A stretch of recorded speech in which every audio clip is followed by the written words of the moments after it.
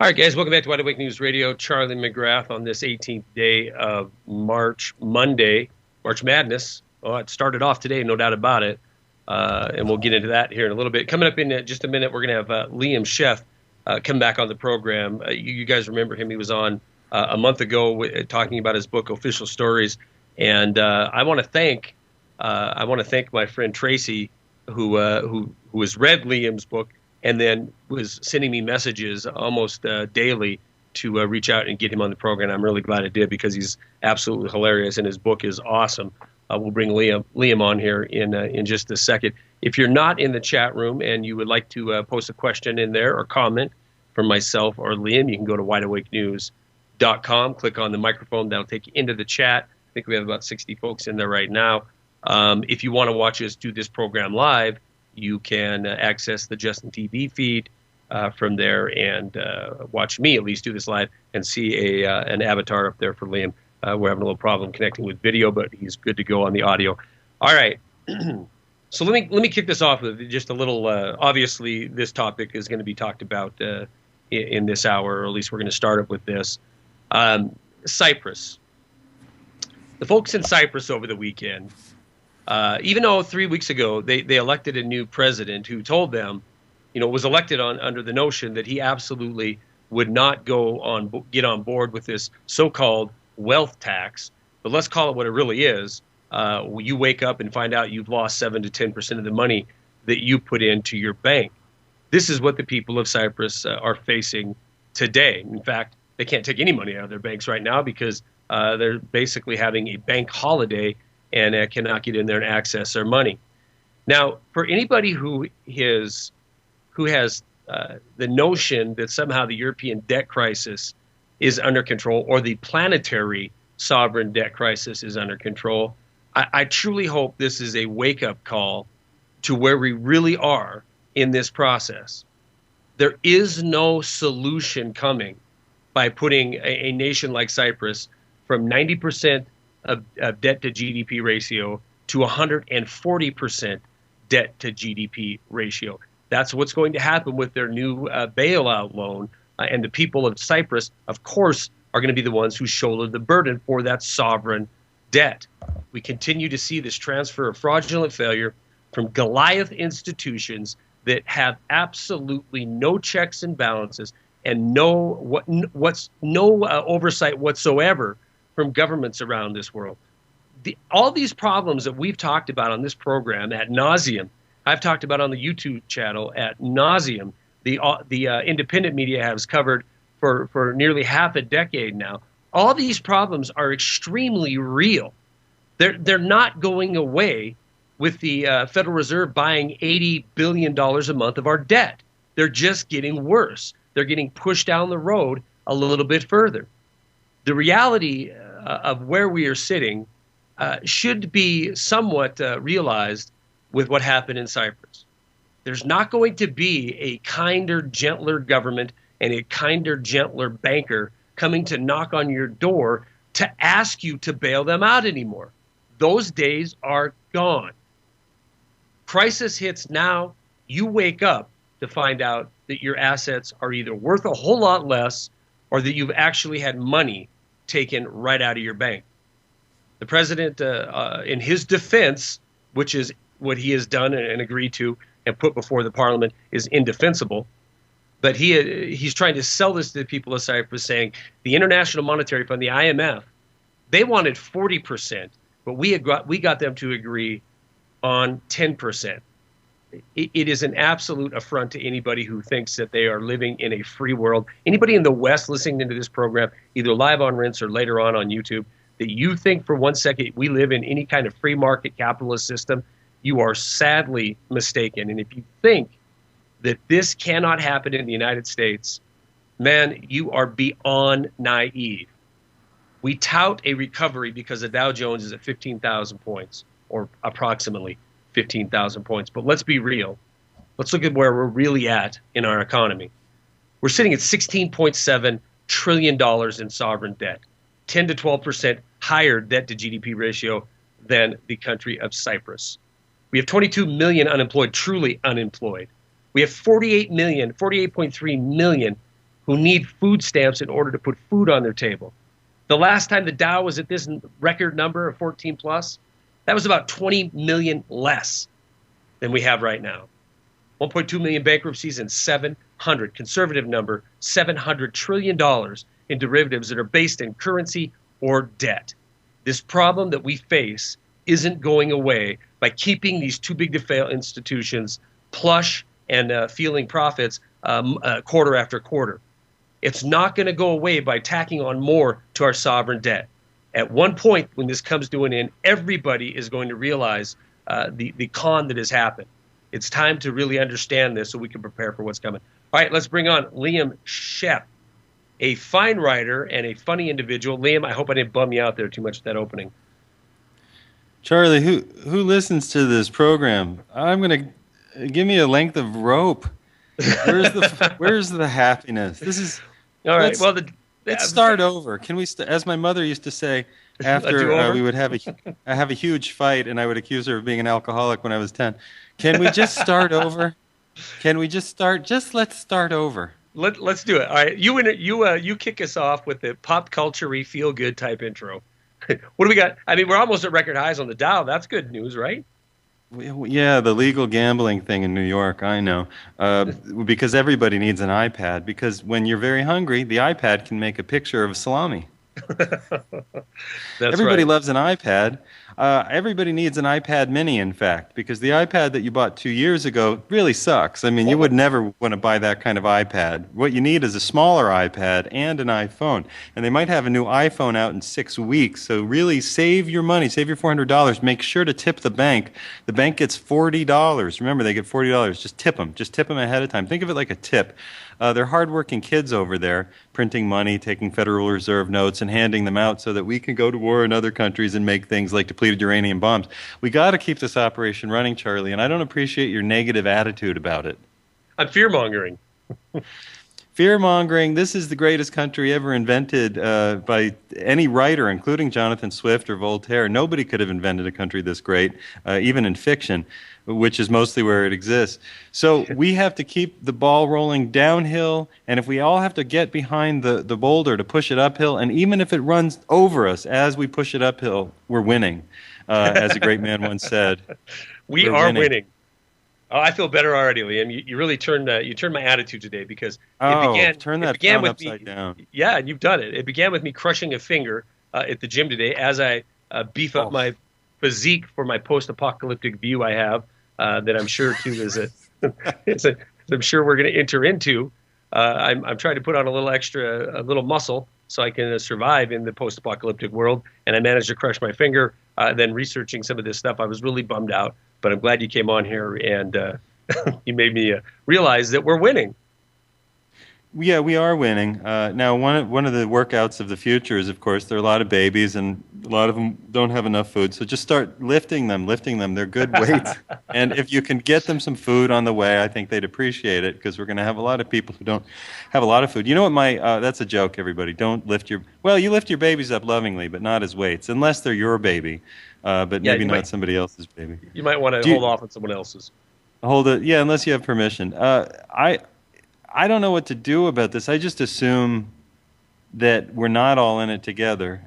You know, can I be offensive? I want to talk about this notion of patriotism. I get very upset because I'm told that I'm not. By the way, I'm not a patriot. I was born in a world where there are countries. I'm not a patriot of any country. I just live here. Really, I'm just a renter. You know, don't hold a gun to my head. I'll defend the land that I'm standing on. So if you drop me in the middle of that godless country, France, and I'm there, and I have friends there, I'm lucky enough to make friends there, I'll defend that land if bad things happen. And I'll defend the land that I'm standing on. Right now I'm in Los Angeles. I would try to get away. I'd like to get to a land that I wanted to live in to defend, like Maine or Massachusetts. Or at least a city you might want to defend. Cities that I'd like to defend. When we come back, I want to jump into this patriotism. I'm going to let you loose. We're going to cover that and more with Liam Scheff. We'll be right back in time. Welcome back to Wide Awake News Radio. Liam Scheff is our guest. His website is liamscheff.com, LIAMSCHEFF, liamscheff.com. or you go there, check out his site, but go to Amazon and order his book. I haven't got all the way through it yet, but as my friend Tracy told me today, to make sure I gave a shout out. She's got a massive crush on you, Liam, and she loves the book, loved the way he wrote it, and from what I read so far, very easy to understand. And I don't know, I catch some of the humor in it, and maybe you didn't intend that, but I just think you're a naturally funny dude. So let's get into this conversation a little bit on patriotism. Wait. Who's Tracy and where's this crush?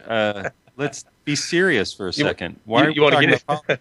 Tracy's my friend. Tracy is a very good friend of the program, very good friend of the website.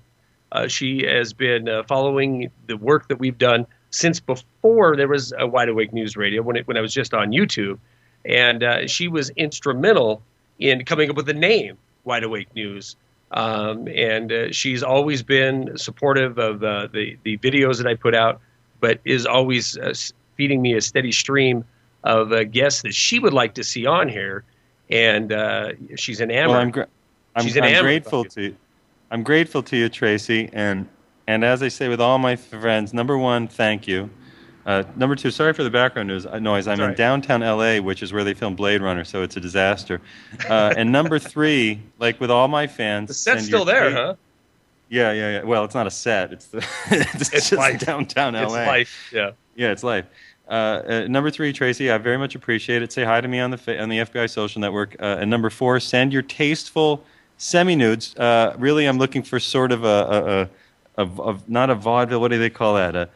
Burlesque. Yeah, burlesque.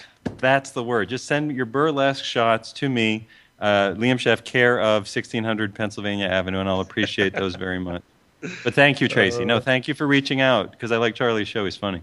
Yeah. Well, and she's a big fan, and she's absolutely going to be beside herself listening to tonight's program once we get it posted up on on YouTube. Patriotism.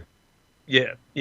We have about 3 minutes before the break, so we don't have to finish this topic. I want to take it down this road for a minute because Let's finish this topic and. Yeah, let's do it. Let's put the nail in the patriotism coffin. Go ahead. Let's expose it for what it is. Number one, most forms. Liam, I'm going to give you my opinion. We didn't talk about this hardly at all during the break either. The so-called patriot, you're patriotic if you stand up and you support the domination of other nations around the world, butchering people around the world by the hundreds of thousands, invading nations that were a week earlier our friend or our partner in the war on terror, talking about how it's patriotic that we saw, he died, killing again, more blood, more bloodlust, more invasion, more destabilization. This is, if somebody says to me, what does it take to be a patriot in this country today in 2013, or they talk about the status quo patriotism, I don't want anything to do with that. Liam? Listen, I remember in the beginning of the build-up to the war, which was frankly as soon as PNAC, Project for a New American Century, wrote their policy paper, following a number of other think tanks like the James Baker group at Rice University, when they said, well, we really have to get into Iraq, because we're running out of oil, not immediately, but soon and forever. This was when it was before they whoever they were, knocked down the towers with a variety of types of explosives. I'm not going to get into that, but come on, those free fall speed doesn't happen by accident, everybody. That's planning. And I respect good planning, so I say it out of respect, inside job.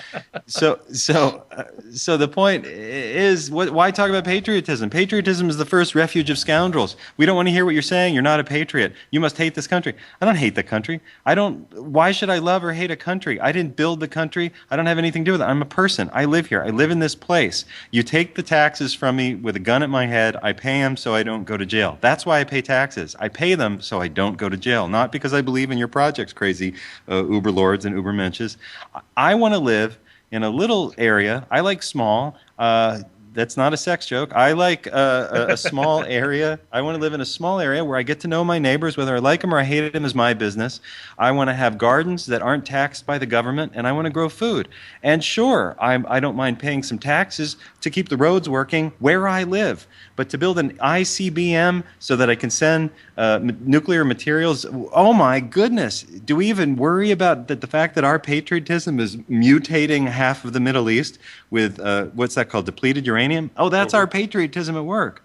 I'm not for patriotism anymore. I'm for thinking critically, caring about where you live. If you care about where you live, you care about not hurting where other people live because you would, oh my God, it's like somebody wrote it in a book. You wouldn't do to them what you wouldn't want to have done to you. Very simple premise. Very simple indeed. We'll expand on that when we come back with Liam Scheff. Again, his website, liamscheff.com. Last name's hard to spell, Scheff. I butchered it. liamscheff.com. We'll be right back. Hang tight. The hilarious Liam Scheff is our guest for this hour. And I want to continue the conversation on patriotism and how this word has been completely and utterly changed, at least from my perspective. Or maybe it's my perspective that's changed over the last several years. But before we get back into that, let's promote this right now because we'll probably forget. Why are you in L.A.? What are you doing now? It's a great existential question. I came for the wonderful Health Freedom Expo, which occurred in the first week of this month and is over and will happen in June again in Chicagoland, in Schaumburg, Illinois, actually.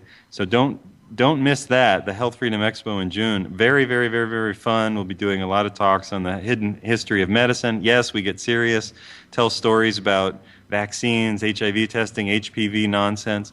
But coming up in 1 week, less than a week, holy crap, on the Queen Mary in Long Beach, California, Sailortown, another fun place to hang out, Long Beach, great tourist town. We're going to have the Alive and Healthy event, the Live and Healthy conference with Vaishali Love and Robert Scott Bell and a dozen other health practitioners, cutting-edge health practitioners. So if you're in the Southern California, Arizona, New Mexico, Texarkana area, just get in the SUV, get that 6 miles to the gallon going, come over or fly or however you get there by speedboat, and come and visit us on the Queen Mary. We're going to have all kinds of events. I'm giving a talk on the myths of modern medicine and what I call medicine's ritual and sex. Yeah, I'm going to be talking about sex and how medicine has done some strange things by ritualizing some ancient practices to give us our modern fears, our contagion fears, why we're always afraid of contagions. We're always afraid of the next flu. Here's the deal. I'm scrapping the patriotism topic because I got to hear about this. So you're going to be giving a speech or a presentation, I should say, on some misconceptions or is it the dogma of Western medicine? What? Well, the argument that I put forward, number one, let's talk about all the. Let's go in a different direction than everybody usually goes. Okay. The CDC always announces that there's some new flu, and I swear to God, and the gods that you believe in, and the gods that I believe in, whatever they are, and I know mine, that they tried to promote a seal.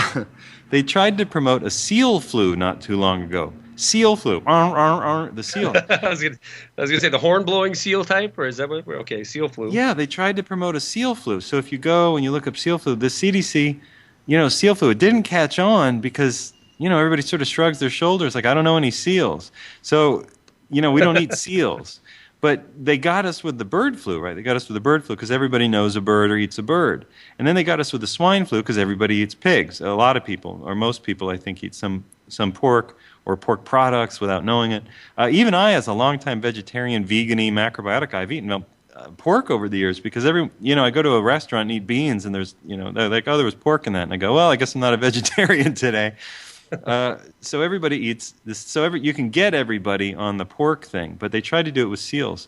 But they try to scare everybody with these pandemics. Oh my God! And they say, well, it could be like the Spanish flu, which apparently was caused by Spaniards coming from World War I. Well, it wasn't caused by Spaniards. Then you got to go look at Spanish flu, and you think, why did everybody get sick? And you think, well, that was 1918. What happened, Charlie, in 1918? Oh, it was the end of that little holiday thing called World War One, Right. where they were spraying people for the first time in large groups with mustard gas and That's right. toxic fumes. Oh, that's right. People lived in lice-ridden, infested Trenches. for Yeah, they 4 lived years. for 4 years in trenches with rats and all kinds of parasites, and and it was the first time in history war was conducted. Mass chemical warfare was, it was in vogue. Right, right. So they I got it right here. WebMD. A new mutant strain of bird flu is killing harbor seals in New England. I got it right. Seal- I got it. While you were talking, I pulled that up. Seal flu. The next pandemic? Right. No, it went away. This was last year, right? So it went Yep. away. Nobody bit. You couldn't get anybody to care because it's New England, and the New England fishermen go, I don't care. It was a couple of seals. They was eating my fish. So nobody cares about the seal flu. It's gone. But the Spanish flu that happened, you have to understand what was happening at the time. What was happening? Widespread vaccination was in vogue. And widespread vaccination involved what? Taking pus, or what they called fresh lymph from sick people and injecting it into who? Healthy people. Could that have explained why a lot more people than just the soldiers died? Because they went home, they were sick, and genius doctors, took fresh lymph and injected it into healthy people. In other words, pus? Could be. They were giving another medicine, aspirin. They had a fever-lowering medicine, and they gave this fever. Now, the fever is good for something. What is fever good for? Let me think. Killing bacteria and virus. So if you have a fever, it's your body killing the bad things in you. So the doctor said, we don't want you to have a fever. Why don't we give this new medicine to lower your fever? Whoops, you're dead. So a lot of people died. But now they want everybody to believe that for no reason at all, you don't need a long war. You don't need two disparate continents coming together, as happened during the Black Death, after the Crusades, when people were dragging home animal and strange viruses and bacteria from another place, where they had essentially been in a long war, a couple 100-year war, where they had come back starved, where the population of Europe had been made hungry in many ways because of an ongoing war. So there are always larger historical explanations for these great pandemics. Now, I'm not saying that we're in great shape. Charlie, I think that we're in pretty bad shape around the world. We're sprayed with pesticides, chlorine, fluoride, aluminum, whatever they're spraying in the sky, and I have seen chemtrails. I'm not a big chemtrail guy. I'm not a HARP guy. But I stand here, and as I stand here in L.A., every day I see trails in the sky, every day. Now, I'm not telling you what they are, but every day, and I have seen with my own eyes the plane going by, flying in the dwindling light of the sky, and I see the long trail starting to spray behind it, and then it stops, and the plane keeps going. That's weird. That is weird, and I know exactly what you mean. I would say that it took some convincing for me on some of these topics like chemtrails and HARP. At first I'm probably like the average person would be like, come on, man, that can't be real. But then when you dig into this a little bit and you talk to people who've tested some of this fallout, if you will, that come from it, and we've had Kristen Megan on, who actually worked at when she was in the military and Air Force at a plant where at a base where these things were happening. I'm a believer. Right. So the HARP thing, I don't really go for. Maybe they're trying to do something, but I have a long argument with that about, if you talk about what the universe is, it's electromagnetic. So you talk about some electrical discharge. I think, well, lightning is about 1 billion times more powerful than anything we can generate on Earth. So I'm a long way from that one. But yeah, okay, I've seen them spraying stuff in the sky, and you can watch they're crisscross patterns in the sky, and even super doofus Al Gore went on, what was it, the Ellen show or some show, and said, oh, these scientists think they can stop global warming by spraying stuff in the sky. So, okay, so it's reached that level. Brilliant rendition. Brilliant. Scientists got to figure it out. You missed your calling. So far, you've got Northeastern fisherman down pat, and Al Gore is not bad. Not bad impressions. Thank you, Charlie.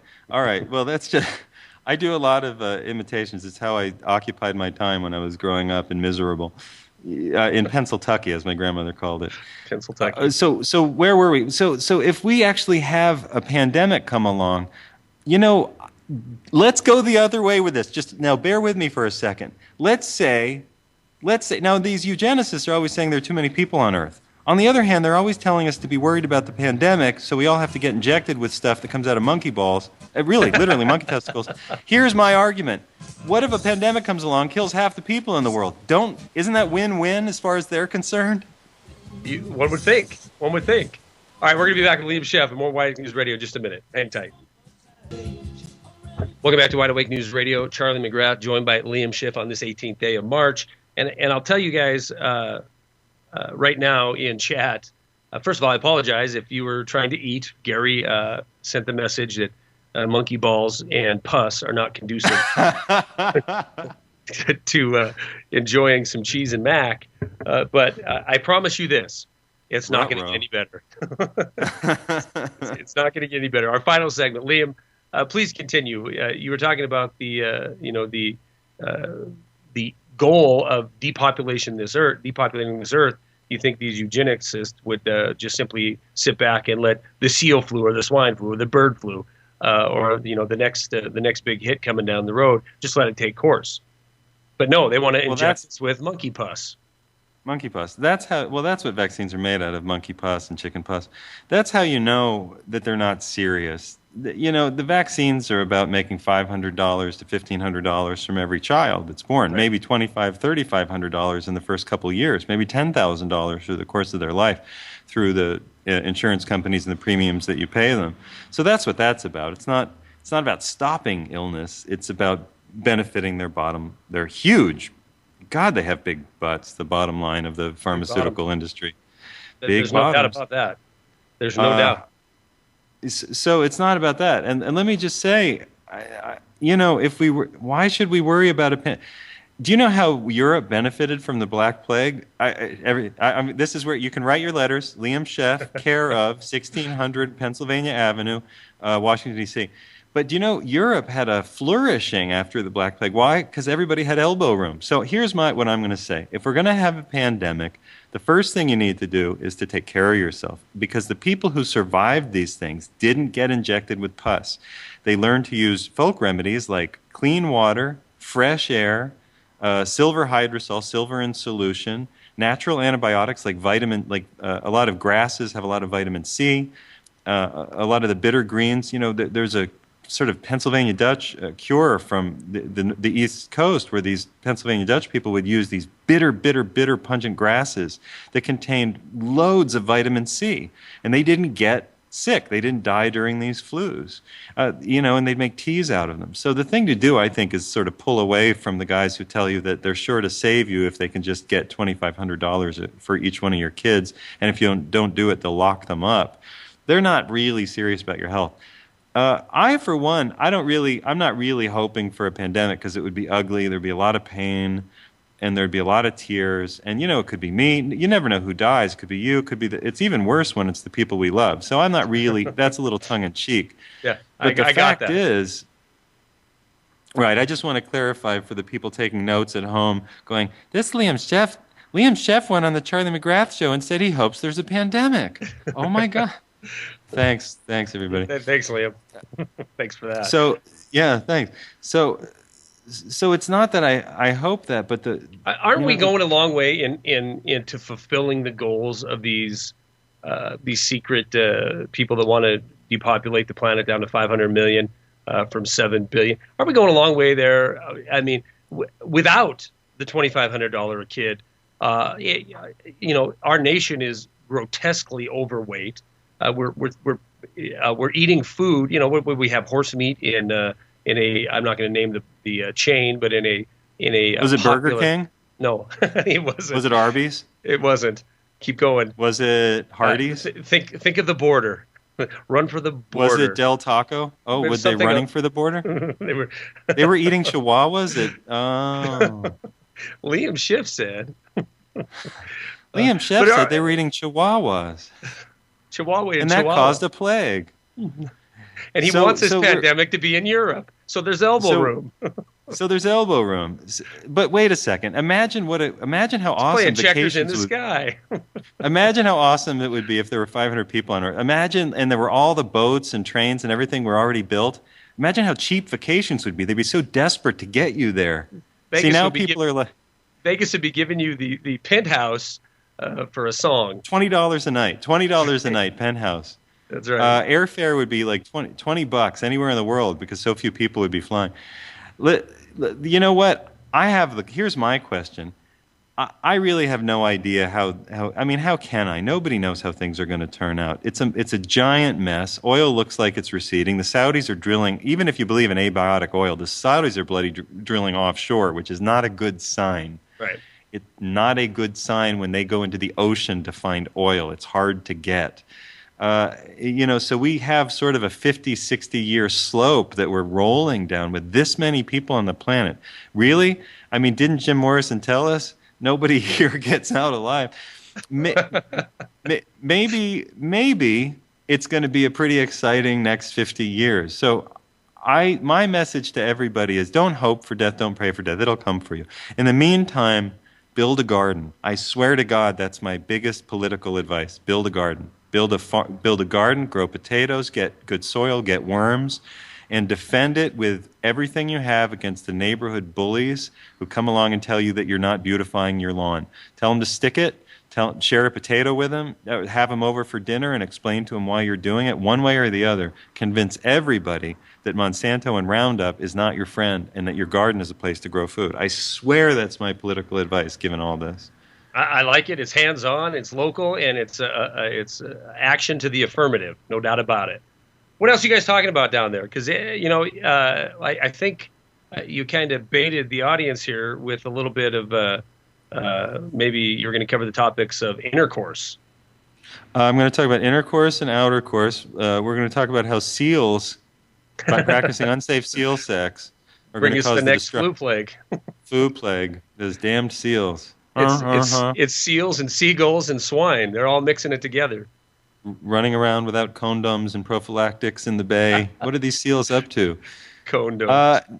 No, what we've done to ourselves, of course, is we used to have the talk is essentially about the way that we historically viewed sex, which was something that we really wanted, but that was a little bit dangerous, to the turn of events in the pharmaceutical age and what the birth control gave us, which was an illusion of a sexual revolution, so that we've had to invent new boogeymen or bogeymen, like the HPV virus, which doesn't cause cervical cancer. Read chapter 5 of the book. Listen, just take their data on its face. The mainstream will tell you that HPV occurs in up to 80% of women and men over their lifetime. 80% of women over their lifetime, and then you have to go, well, if HPV causes cervical cancer, you'd expect about an 80% cervical cancer rate. What do you get? Oh, 0.007%, maybe 0.003. Really? So, in other words, HPV, according to the mainstream, is the virus that causes cervical cancer, except 99.993% of the time. So you go, okay, you guys are lying the rest of the time. It doesn't cause anything.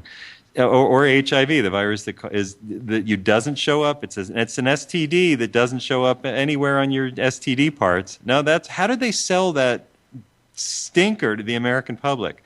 You have a sex virus that doesn't show up anywhere on your genitals, and you don't know it for 20 years. We have to tell you that you have it. How did they sell that to people? Now, people get sick, and you can call it AIDS. Gay guys doing so many drugs that their guts fall out get sick. Africans with no clean water get sick, and you can call that immune deficiency. But how did we sell it as a sex disease? That's what I'm going to talk about. Interesting. And what... I mean, that's a great question. Why? I mean, is it to stifle the natural inclinations of men and women? Or is it to benefit financially through medical procedures? What is the motive for trying to get us scared to death of sex? That something's going to happen? Yeah, well, I cover this in chapter 6 of Official Stories. That's the biggest chapter in the book. It's the sort of heaviest chapter in the book with the most tears shed, because it's a funny book and I try to keep it light. But it's a painful topic when they're killing Scarlet a lot of Letter, HIV. It starts that way. That's it. Yeah. That's what it is, Charlie. It's the new Scarlet Letter, because we used to have rules about sex, whether you believed them or not, whether they were for fear-mongering or not. We used to have rules about sex because sex used to be dangerous. Women could get pregnant, which is a danger, a danger if you're not expecting it. Now, every single liberal girl in the country is on some form of weird estrogen progesterone complex, which is altering her moods and we've created a nation of imbecile men, of young imbecile men who have no concept that anything they do has any consequence. And listen, I point the finger a little bit back at myself, because you got to snap out of this way of thinking that nothing you do has any consequence. So we've got 40-year-olds living at home playing video games. Yeah. 35, 40-year-old men who can't wait to get the next Wii. No doubt. Right. No doubt. Why? Chowing down on horse meat and whatever the next energy drink can keep them up. And if they can't keep up physically, be awake at night, they can pop a drug to keep them up sexually. So it is a matter of, in a way, it's a matter of economics. We want everybody to be out there working, not home, and you don't want the consequence of a baby in the way. So I can see a motivation for trying to keep this fear going on the sexual front, if you will. On the sexual front, well, it's a natural response in the human species. Sex is something that in all the ancient texts, provided a lot of room for discussion. And in the Pentateuch, in the Old Testament, as it's called by some people, this was very, very serious. And these ancient tribal barriers, thou shalt not breed outside of your tribe, are hardwired in many ways in the human mind. And we've overwhelmed all those with, for good and for bad. I'm not deeply conservative. I'm not deeply liberal. I'm my own thing. And I'm not here to cast great judgment upon anybody for a lifestyle. What I'm trying to do is shake you awake a little bit and say, listen, these official stories are possibly entirely untrue. And you have to lift up the rocks and see what's squirming underneath and see what the big painted billboards say when you read the fine print. And when you read the fine print, you read that the HIV thing, there is no such thing as an HIV test. They'll tell you that none of them have any specific reactions.